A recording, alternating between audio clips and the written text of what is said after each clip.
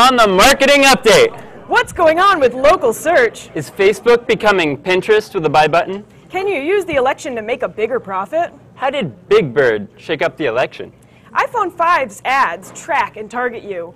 Get ready to be ready. On the marketing.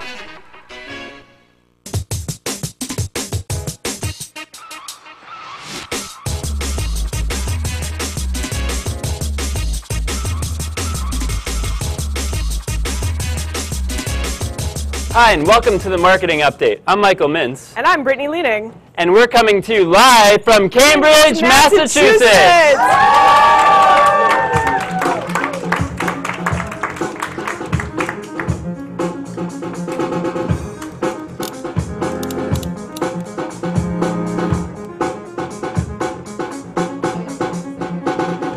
All right, for our first story, what's going on with local search?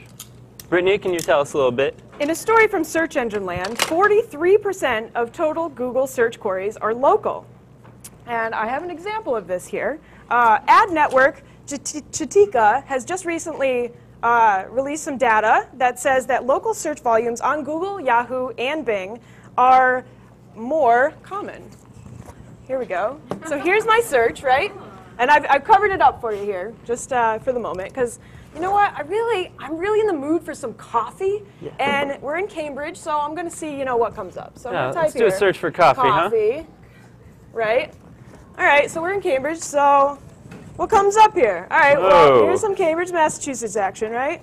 And so we've got all our listings here, and since this is turned on right here, you can see, oh, there's some on Mass Ave, there's some on Cambridge Street, and then it shows me a little map right here. So I can say, all right, I'm all the way in East Cambridge. I might go to B here. This one seems like the closest route, so I think that's the one I'm going to take. So in this story, it says that 43% of these searches are local, which is really interesting because this really, it means that you have to really think about, like, are you optimizing for these local searches? If you're a restaurant, you want to make sure that you're on this local search. If I search Cambridge, Massachusetts, and you're a coffee company not in Cambridge, Massachusetts, or you're not coming up in the search, you're going to be in some trouble. So the marketing takeaway here is make sure you're considering your location when you're optimizing for search. All right, that brings us to our next story. Is Facebook becoming Pinterest with a buy button? That sounds interesting. All right, for this, I also have a live demo to give to be like what you might expect from Facebook when these changes go through. So what you know today is Facebook is going to be more like Pinbook very soon. So an example, here's what my profile might look like in the future. You will have like things I want, like when I'm not writing Selenium automation, test automation at HubSpot, I'm doing a lot of dancing. So I'm going to be interested in maybe dance shoes and things like that. So all of a sudden I'll see, oh, they know I'm a ballroom dancer. Oh, I've got a competition tomorrow at Yale. So let's see, I'm going to need some dance shoes. So there'll be the want button. I'll be like, all right, I want this, and it'll be added to my collection. And eventually I can go and then click buy. Oh, I really like dragons too. How did they know that? Well, I can want that too. And I really like this marketing software. Hey, I want some of that too. Yeah, HubSpot 3. That must have just come out, huh? Think so. Pretty think good it did. stuff. So I can want that, and all of a sudden get HubSpot 3 just like that from Facebook in the future, possibly. The future. So soon, once you want it and have your collection, I want to buy it. Okay, can you hold this for a second? I can hold this for a second. So I would click buy, and all of a sudden, whoa, I just got some dance shoes. So it's like deliver them to you.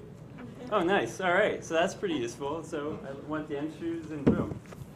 How does Facebook know? Out of nowhere. How does it know? I want a dragon too. So obviously, I can click buy, and then boom, they mail me a dragon. One possibility. It'll be like Amazon, but you get to see everything you want, and boom, dragon. So this is what you might expect from Facebook in the near future. Perhaps good, perhaps not. Will Pinterest get upset that they're taking their ideas a little bit? Perhaps we'll find out all this and more in the near future when it's ready. So the marketing takeaway here is keep your customers happy. So what Facebook is doing is they're keeping their advertisers or their customers very happy, especially if they're an e-commerce company, because Pinterest at the moment does not have the buy option. And Facebook is taking what Pinterest has done and doing it better, essentially, for their advertisers. So this is a big marketing win here for Facebook because A, you have to be a Facebook member to use this. B, they're taking what Pinterest is doing to the next level. And C, e-commerce people are very happy. All right, which brings us to our next story. Can you use the election to make a bigger profit? Dun, dun, dun. Brittany, can you fill us in on a little bit of this? Sure. So CNN recently wrote about how bourbon maker stirs up party pride.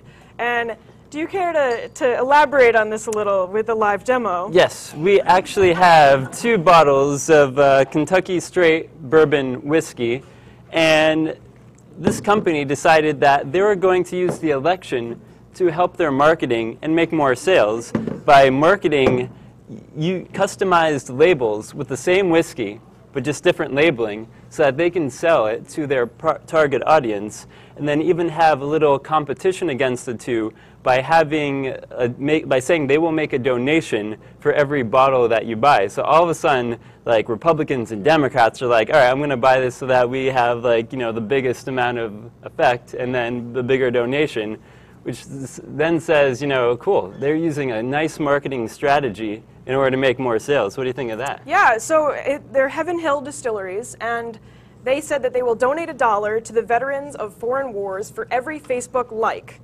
The Red State Bourbon Facebook page leads with 1,033 likes, and the Blue State Bourbon's 367. Could it be that the Republicans just drink more whiskey?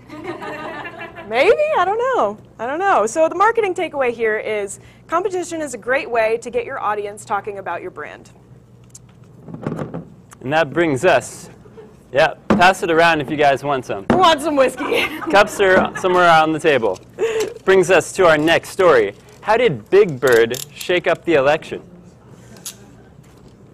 Big Bird. All right, so you all might be familiar with this character that somehow is taking over the Twitter airways and your TV and advertisement. What is going on here? Yeah, so Mitt Romney said that while he loves Big Bird, this is in the election, the presidential election. If you didn't catch it, Mitt Romney said that while he loves Big Bird, he still wants to cut government funding for PBS, right? So as a rebuttal to this, Obama's ad campaign came out with a very, very sarcastic ad. Google it if you haven't seen it. Obama Big Bird, you'll find it.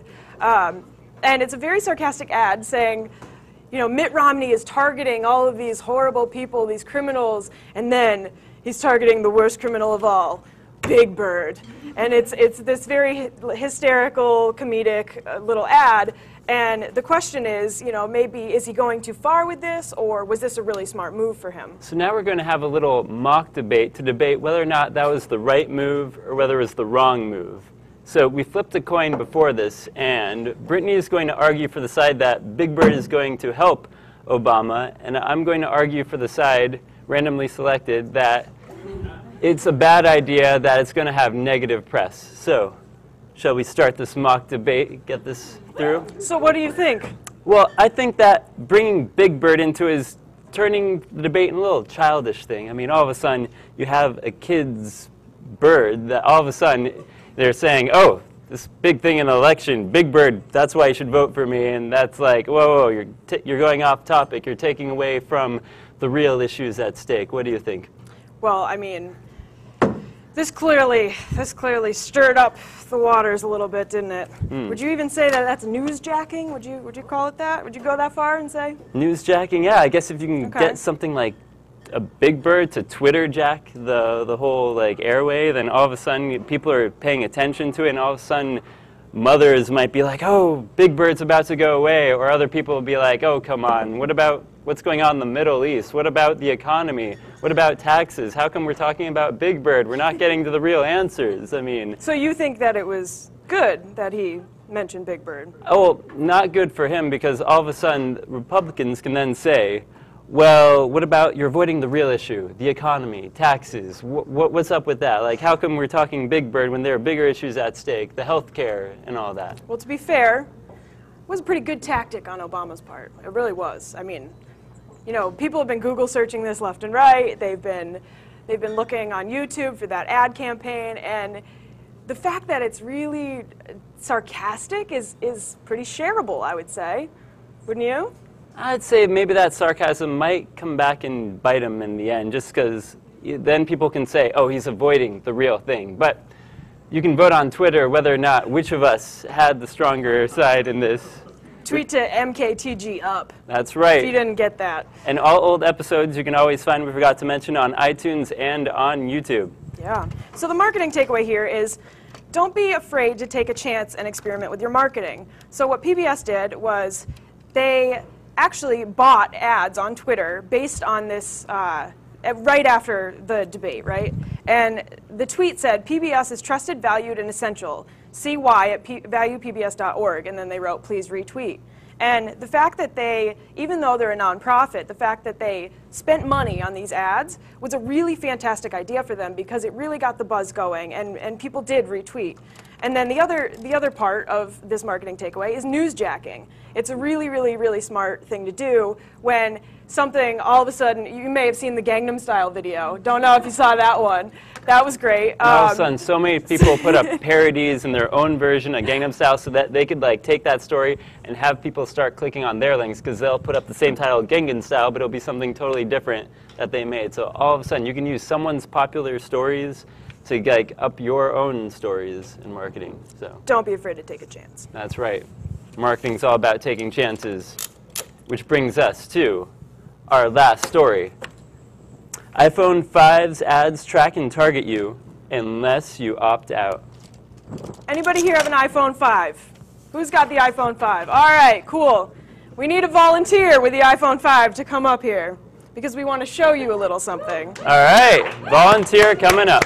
So Apple has quietly started tracking iPhone users again, and it's tricky to opt out. Yeah. So we're going to teach you how to opt out of this. Opting out. All right. All right. So we're going to so can we go into the story a little more? Yeah, so this company, Apple, you might know of them. You heard of them? They've started tracking users so that the advertisers can target them again. Though this is a new tracking technology called IFA or IDFA, and that stands for Identifier for Advertisers. So basically it's a random, like a cookie, a tracking token kind of thing. And it's assigned to you, and it can be blocked, but it's meant so advertisers can track you. All right, so we're going to show you if you have an iPhone 5 how you can disable that so that people can't give you targeted advertising if you don't want to see those targeted ads.